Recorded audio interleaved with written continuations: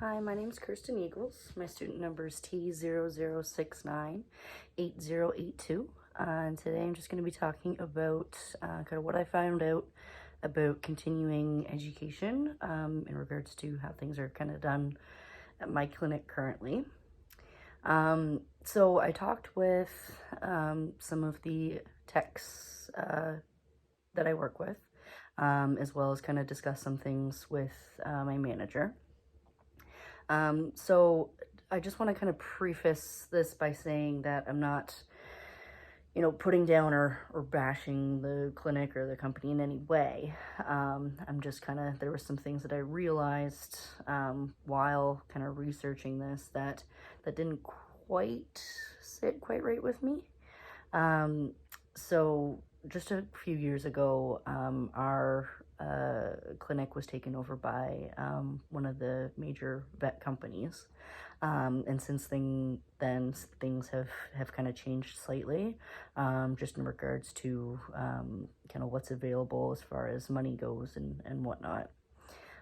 So when it comes to financial assistance, when it comes to our CE, so before the clinic was purchased by the company,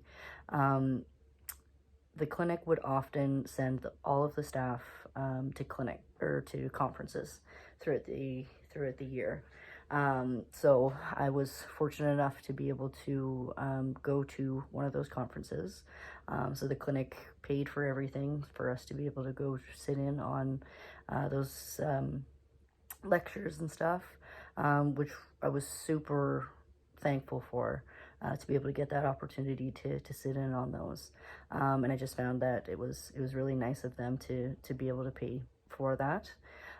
Since being taken over by this company, we haven't had the chance to go to any of the conferences yet. We're hoping that this year we may be able to get that chance, but when it comes down to it, the financial assistance all depends on us having to put requests in and proving that it's something that's going to help to benefit the clinic. So we don't necessarily have like a certain amount that we can use each year.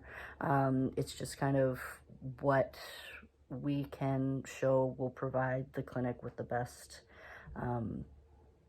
help kind of going forward. So whether it be like anesthesia or something like that, if it's going to benefit the clinic in some way, then typically they'll approve that request to be able to pay for it.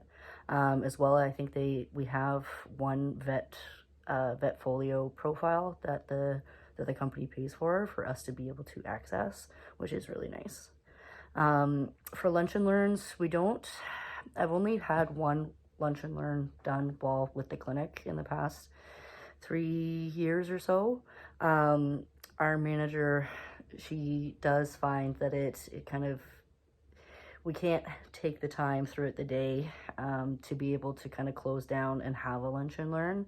So it can be a little bit distracting, especially when we have vets working through like they have lunches at different times, as well as everybody else is taking their lunches at different times. There's no one set time.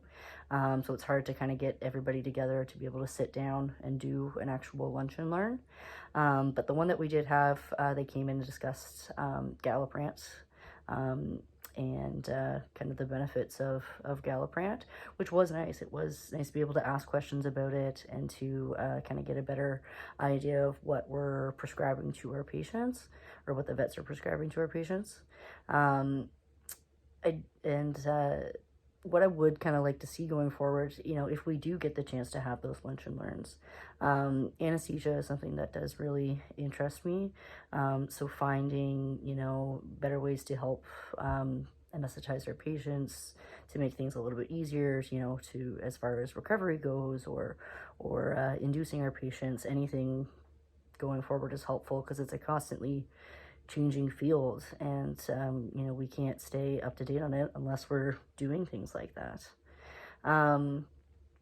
As far as incentives go, again, there isn't a whole lot of incentives for getting continued education. Like, there's no talks of increased pay or anything like that for people who have more qualifications than, say, someone else.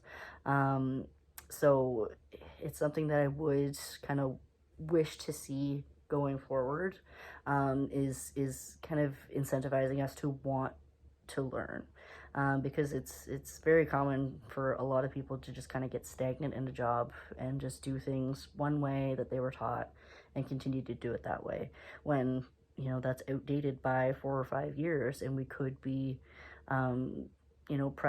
providing even better care for our patients that some people aren't even thinking of. So wanting our clinics and our managers should be wanting to push us to do that education, because it's going to benefit our patients and it's going to benefit the clinic as well, because our patients are going to be happier, our clients are going to be happier, and all over, everybody's going to be happier. So I have kind of talked a little bit with my manager about continued education, and just kind of maybe making it a little easier or easily accessible to the employees, and making it something that we want to do, rather than it just something feeling like we have to do just to like keep our license or something like that. It should be something fun and something that we look forward to doing. So I hope that things can kind of change a little bit more, especially with talking with my employees, kind of getting them on board with trying to get things to change to make things a little bit better as far as continued education goes, because it's so important. Veterinary medicine and medicine in general is just a constantly changing field, so we got to stay on top of it, because otherwise we'll fall behind, and ultimately it comes down to giving our patients the best care that we can. Thank you.